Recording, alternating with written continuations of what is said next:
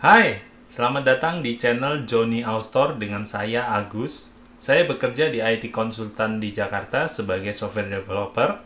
Lebih detailnya saya sebagai full stack developer. Dan saat ini saya fokus di backend dan saya sudah menerapkan microservice. Akhirnya saya menemukan cara mudah untuk menerapkan microservice. Nah, dalam tutorial kali ini saya akan membagikannya ke teman-teman cara mudah untuk menggunakan microservice dan kita akan menerapkan sistem registrasi seperti yang ada di online shop yang ada di Indonesia. Salah satunya ada Tokopedia, ada Shopee, ada Blibli. Nah, itu adalah contoh yang akan kita terapkan di tutorial kali ini. Dan apa saja yang akan kita pelajari di tutorial kali ini?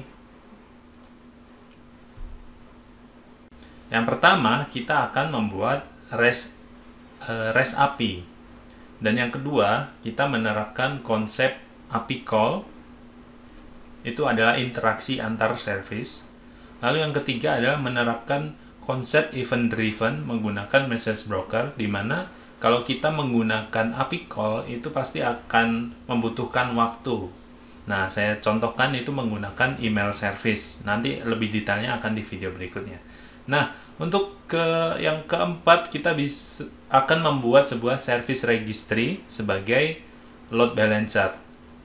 Load balancer apa? Itu nanti akan dijelaskan di video setelah ini. Lalu yang kelima, kita akan membuat proxy server atau gateway. Dan yang keenam, kita membuat config server, di mana semua konfigurasi ada di config server ini. Dan yang ketujuh, kita akan menerapkan distribution tracing untuk melihat log atau aktivitas setiap service. Oke, itu aja yang akan saya bagikan. Tapi ngomongin soal message broker, sebetulnya ada aplikasi yang fokusnya digunakan sebagai message broker, seperti RabbitMQ atau Kafka. Tapi ada juga yang memiliki banyak fungsi, yaitu Redis. Nah, kita akan menggunakan message broker itu dan data sementara menggunakan Redis. Oke, nggak usah terlalu banyak teori, langsung aja check this out.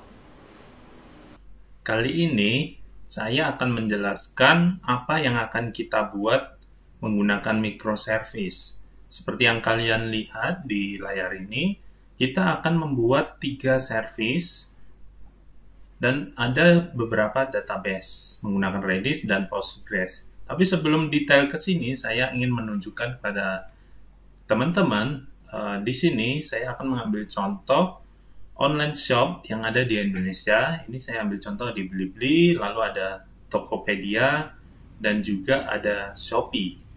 Di sini saya akan mencontohkan flow, atau kita akan mengikuti flow yang ada di online shop di Indonesia ya. Nah, kebanyakan ketika register, mereka hanya memasukkan email. Seperti yang kalian lihat di Tokopedia juga, masukkan ponsel atau email. Lalu kalau di Shopee, dia lebih cenderung ke nomor HP. Nah, di sini saya ambil contoh, misalkan saya masukkan email abcd@email. Nah, kita akan daftar, lalu confirm, yes. Nah, setelah ini, setelah register memasukkan email, kita akan memasukkan OTP. Nah, kita akan menerapkan flow ini. Jadi, ketika awal, kita hanya memasukkan email, lalu kita mengirimkan email OTP terhadap email yang tadi dikirimkan. Lalu, setelah memasukkan OTP, kita akan melanjutkan untuk memasukkan password dan kemudian akan kita save. Nah, ini yang akan kita lakukan di tahap video ini, sorry ya. Omongnya belepotan ini. Nah, jadi seperti yang di flow yang tadi kita sudah coba di online shop di Indonesia. Nah, saya membuat 3 service ini, akun service, OTP, lalu mail service. Seperti yang di awal, kita akan memasukkan email register, itu akan diproses di bagian akun service. Kemudian si akun service ini akan melanjutkan atau merequest OTP ke OTP service. Setelah itu, OTP service akan menyimpan data sementara atau caching ke database Redis. Nah, setelah itu respon balik ke akun service. Lalu, si email itu akan diproses melalui proses message broker. Jadi, pokoknya OTP service ngirim ke Redis yang ini, lalu si mail service akan membaca ke Redis ini apakah ada data baru atau tidak. Setelah ada data baru, maka mail service ini akan mengirimkan email ke user. Nah, setelah itu si user ini harus memasukkan OTP. Nah, ini yang akan kita terapkan dalam video kali ini.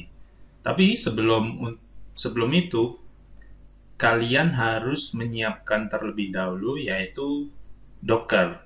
Atau misalkan teman-teman mau melewatin Docker juga nggak apa-apa.